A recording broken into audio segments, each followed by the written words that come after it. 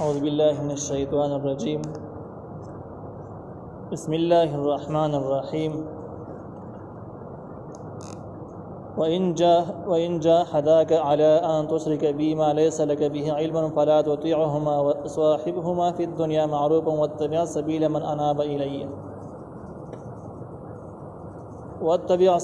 من أناب إلي ثم إلي مرجعكم فأنبئكم بما كنتم تعملون. سورة لقمان 15 نمبر آیات. په دې 15 نمبر آیات کې اسلامی اعتدال ذکر کیږي چې اسلام او شریعت څومره د اعتدال تعلیمات ورکړي دي، څومره د اعتدال درس ورکړي دي، او د دین سره سره د توحید لویواله دي معلومیږي. دې آیات کې توحید لویواله په دې طریقه باندې معلومیږي چې د مور او پلار په بچو باندې ډېر زیات احسانات دي. الله تعالی حکم کړی د زما شکر په وباسي، د خپل مور او پلار شکر په وباسي، لیکن دغه دومره لوی هستی چې کله تا په دې باندې مجبوره کوي چې یو شرک د باندې وکړي، ګناه در باندې وکړي، نو شریعت وایي چې دغه دومره احساناتو باوجود په شرکی خبرې به سره نه قایل کېږي، دا به سره نه مانی.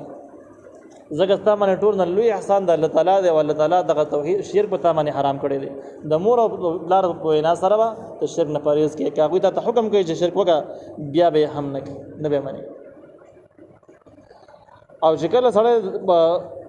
د الله تعالی مني او د مخلوق نه مني، د مور او پلار نه مني،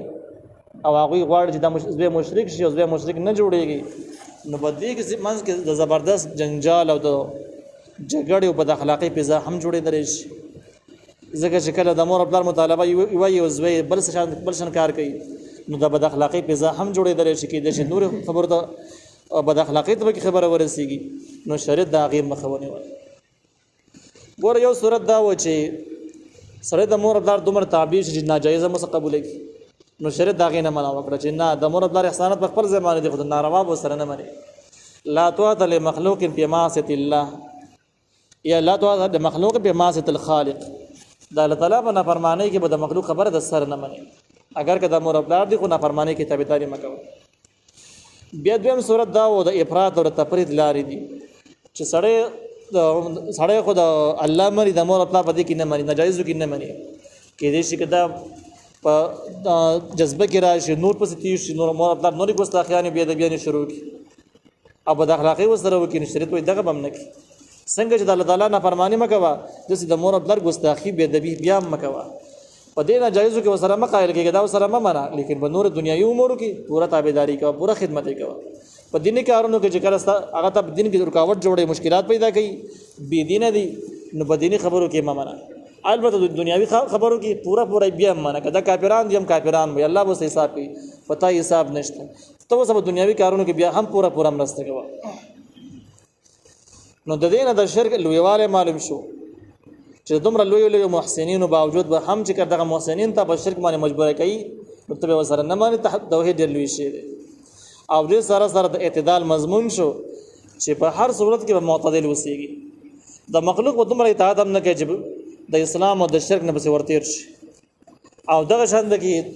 دومره به مخالف کېږي هم نه چې په دنیاوي کارونو کې هم د هغوی خدمت پرېږدي او طرف ته شي، داسې به هم نه کوي، منځ کې به ژوند تېروي. په دیني کارونو کې د هغه چا منع چې من اناب الیه، چې د الله تعالی زما طرف ته پوره توجه ورکړي، دیندار خلک، مخلص خلک. او په دنیاوي کارونو کې که د مور او پلار کافران شي، خدمت یې کوه، راضي سات. نو الله تعالی وان جاهداک، که دا دواړه کوشش وکړي په تا باندې، علی ان تشرک بی ما لیس لک به علم،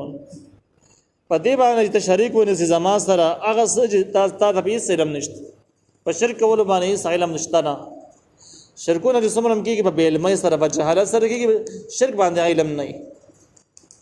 نو فلا تطیعهما، خبره مه منه. وصاحبهما فی الدنیا معروفا، او ملګرتیا کوه دوی سره، د مور او پلار سره په دنیا کې کارونو کې، په دنیا معروف، په دنیا کې د نیکۍ د کار یا د خیر د کار، په دنیاوي کارونو کې ورسره پول مرسته کوه، هغوی خدمت کوه، راضي ساته، خرچه پې کوه. خو چې کله په شرک دې مجبوره کوي، بېدینۍ دې مجبوره کوي، نو خبره مه منه. په دیني کارونو کې به چا منې، نو واتبع سبیل من اناب الیه، تابعداري کوه د لارې د هغه چا چې اناب الیه توجه یې کلمات، چې ما ته پوره توجه راکړه الله تعالی وایي نو دا هغه کس خبره مانه د دین مراد هغه مخلص علما او حق پرست خلق دي چې کوم خلق علم کړي دي او د علم برابرۍ عمل هم کړي دي چې علم او عمل دواړه موافق د شریعت دي نو دغه من انا الی کیږي دغه خلکو خبره اوره په دینی کارونو کې او په دنیوي کارونو کې د کافرانو سره خدمت کول شي مرسته کول شي کله چې پتا باندې احسانات ثم الی مرجعکم بیا ما تاسو واپس کېدل دي فأنبئكم زبم خبر کم بما په هغه سمانه کنتم تعملون چې تاسو کړی دي کم څه چې کړی هغه په عملي بدله باندې تاسو خبر شي یا بني انها ان تکو مثقال حبه دا د لقمان علی السلام د نصیحتونو سلسله ده لقمان علی السلام فرض به ویل یا بني ازویا انها ان تکو مثقال حبه من خردل کید د عمل یا د ګناه مثقال حبه په برابرۍ د یوې دانې د وری من خردل د وری حبه دانې ته وای خردل وری ته وای پتكون په سوخرتن ابش د وری دانه په سوخرتن په یو غټه کې دنه او په سماوات یې په بر په اسمانونو کې او په الارض یې بزما کې دنه پټه پتیرو کې یاتي به الله راوړي بدل الله تعالی ان الله لطیف خبیر یقین الله تعالی بارک او سزن لره لیدون کې دی خبر دی دا عقیدوي اصلاح لقمان علیه السلام د خپل زوی د اصلاح د پاره د الله تعالی علم او قدرت وضاحت یو چې الله تعالی دومره لوی علم لري دومره لوی قدرت لري چې په انسانانو باندې مقیاس کوي چې د انسانانو نه کله یو څه ډېر وړو کوي کچي او ته پرده کې پټ کی انسان نشي بندره هغه نور کیږي اګه وری دانه کچي دا وړه د بغټه کې دنه نه نستله پرده کې شوره اوس په انسان څنګه پیدا کړي د ساري نشي پیدا کول هغه ته څه پته لګي په کوم ځای کې دغه شان د کې کله کله د انسان یو شی ورکیږي په وجه د لریواله باندې د انسان لري اوس انسان دلته موجود دی د یو سیس دی هغه ورک شوی د پاسمانونو کې بره دی په ځنګلاتو کې چا غورځول سمندر ته گزارلې د انسان نشي مونډلې د وس خبره بهر ده یا د انسان یو سیس دی چاته وړې دی په ځما کې ول خخ کړي د پټ یو خلې اوس دا نشي معلومه ولې د نو ورک شو نو د انسان د علم په الله تعالی د الله تعالی علم په انسان مقیاس کوا شکر الله تعالی نم غني نوز بالله سشي ورکیږي په لريوالي په وجه باندې ته وړوکوالي په وجه باندې جاشس په وړو کوي دا شند پردو په وجه باندې پردو کې به پټ شوی نو الله تعالی علم د مخلوق په علم باندې قیاس کوم د الله تعالی علم بل شانته کې او د الله تعالی علم نو سید یو شی د وړوکوالي په وجه باندې د لريوالي په وجه باندې او پردو کې د پټېدلو په وجه باندې الله تعالی نور کې دي نشي په هر صورت به الله را پیدا کړي نو الله تعالی چې کړه علم او قدرت په دې اندازه باندې شو نو ته په دې خبره باندې پوه شه چې ته په کوم ځای کې موجودي او ته سکارم کې نو الله تعالی تعین په هر حال ترانی ولې شي کته په تور دیاره کې ګناه کې الله تعالی ستانه خبر دی کته په پردو کې نه وتل یو ګناه کې نو الله تعالی ستانه خبر دی کته لور یو بیابان ته بل ملک ته یو ګناونه او جرمونه کې نو الله تعالی ستانه پورا خبر دی دا پاسری هم الله تعالی د علم نه تا پټول او غیب کول نشي نو چې کله په ټول صورتونو کې الله تعالی ستانه خبر دی نو بیا الله تعالی چې دغه وړو کې شعر حاضرول شي دغه شان ټول اعمال حاضرول شي او ته دغه پورا بدله درکول شي نو چې کله د الله تعالی د علم او قدرت تشریح وضاحت په دې انداز باندې ته پوښ وسه عقیده ته کوشو او ځا علم پر راغې دا غینه بعد بستا بڑک یو یره پیدا شي یو اخلاص پیدا شي یره پیدا شي ته چې نیک اعمال کې څومره پټ کې او څومره قربانیاں ورکې نو ته په دې پوېږي چې الله تعالی زمانہ پورا خبر دی زما قرباني کړهونه خرچه مهنتونه چرته هم بيزي نزي دا برنګ راوړي الله تعالی ته معلوم دي نو ته د خپل مهنتونه خو ډاډه باندې کې په اطمینان سره کې فضل ورتیا سره کې پورا په تسلی سره به کې په جرأت سره به کې پتا کې بس سستی نه ولاړيږي دا څنګه چې کله د ګناه مو قراله نو که دا ګناه څومره پټه و څومره لري و څومره په پردو کې و خو ته په دې پوهېږي چې الله تعالی به هر څه باندې خبر دی او چې کله الله غواړي نو د دې ګناه په عوض کې مارانی ولې شي ما برانی سي نو په دې وجه چې څومره حالات بدلیږي را بدلیږي څومره پردي او څومره تیاری څومره لريوالی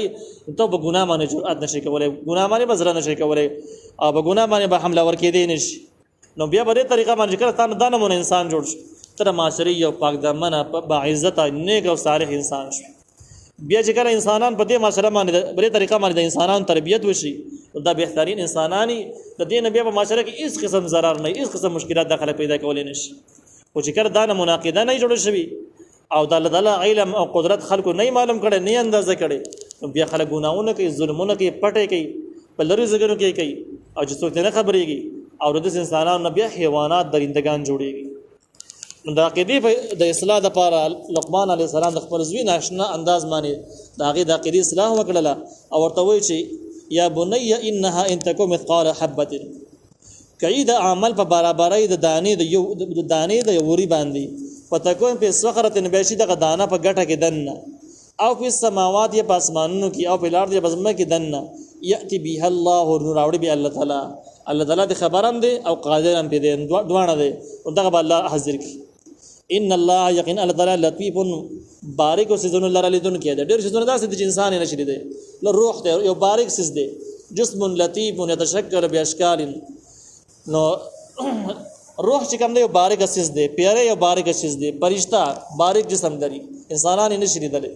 دغه شان د انسان د بیماری واخله د کړهونه والا غمونه او دردونه والا چې دا انسان تخکاری نه انسان د بجستر کو باندې لیدل نه شي صرف احساس یې کوي لیکن دا ټول سيزونه الله تعالی پورا یې نه الله تعالی لطیف و بارک بین متویل کیږي چې بارک سيزونه لره لیدون کې دی خبير خبردار دی.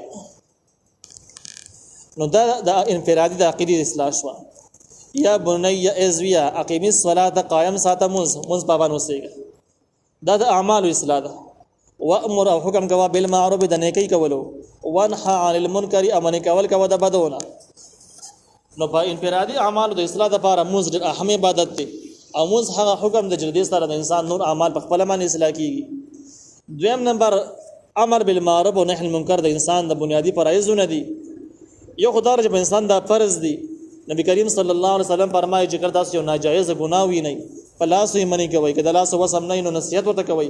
که حالات دومره سنگین نصیحت نشي کولای بیا د کرکه او نفرت بایکاټ لاري دی بیلی کوي او دا ایمان اخیرا نه حصہ ده. امر بالمعروف نهي عن المنکر د فرض دي لکه څنګه چې موږ فرض دي نور اعمال فرض دي یو خداش. دویم د امر بالمعروف کمال دا ده چې کله معاشره ټول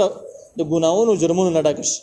نو دغه په بده معاشره کې نیک اعمال کول ډیر ګران کاری او د بد کارونو نزاع ساتل دا ځان له ګران کار دی. لکه تاسو واقع علاقو ته لاړ شئ چې خلک عام روزي خوري روزه خور خلک او رمضان میاشت تاسو ورشي نو په دغه علاقو کې روزه نیول دومره ګران کاری چې سخت ګران کاری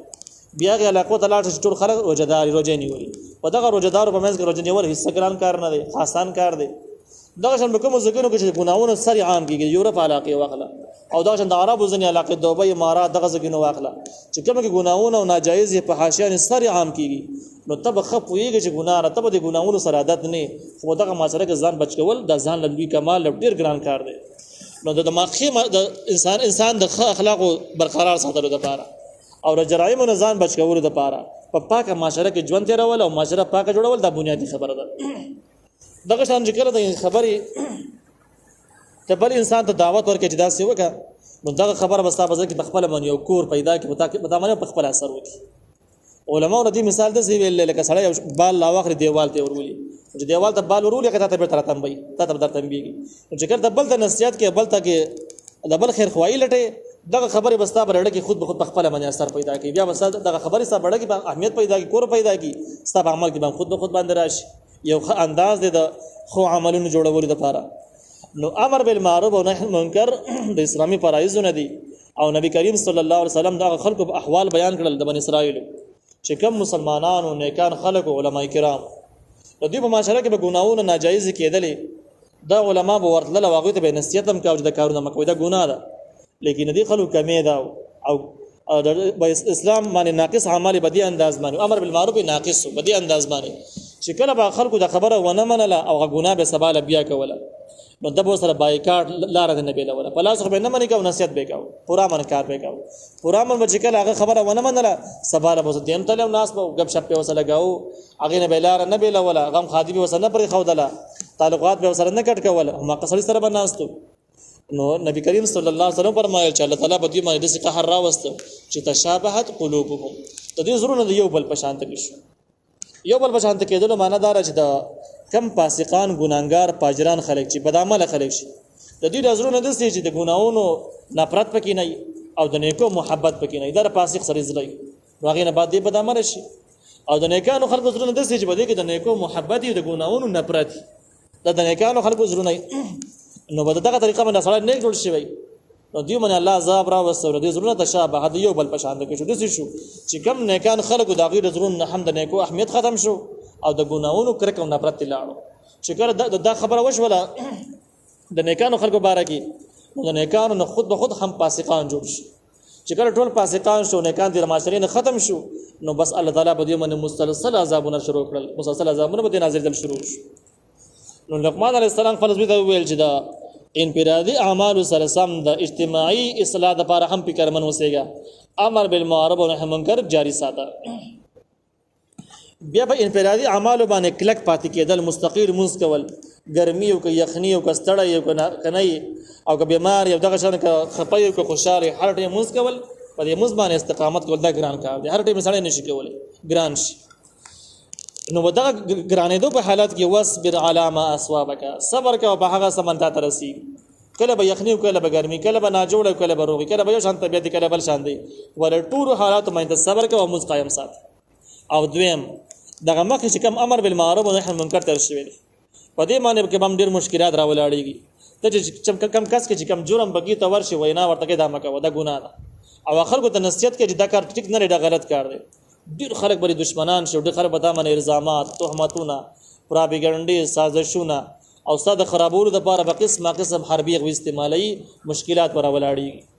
ځکه چې کله دلته دلاوي نو ډیر غټي مسلې ولاړې دي د خبره اتفاقي ردي کې مسله نشته نو چې کله د شي نو په دې صورت کې به بغاوتونو دا خبري براولاړ شي کله به الزامات لګي کله به تهمتونه کله به ستا خلاف خلق لمسول کیږي کله به ستا د خرابولو د بدنامولو د کړهولو د لپاره به نور لار اختیاريږي په ټولو صورتونو کې واصبر علی ما اصابک تصبر کوه په هغه سمانه تا ترسيږي بده لار کې او دا د خبرو باندې کلک پادشاه ما یسکیږي ما ورختا کېږي ما کار پیدا ما ان ذلک من عزم الامور یقینا دا کار په دې کارونو باندې صبر کول من عزم الامور د غټو کارونو نه دي یا کار راټینګول یو طرف ته کې د خدای باندې ټینګېدل او د ټول مشکلات یې راول او برداشت کول دا من عزم الامور د ټولو غټ کارونه دي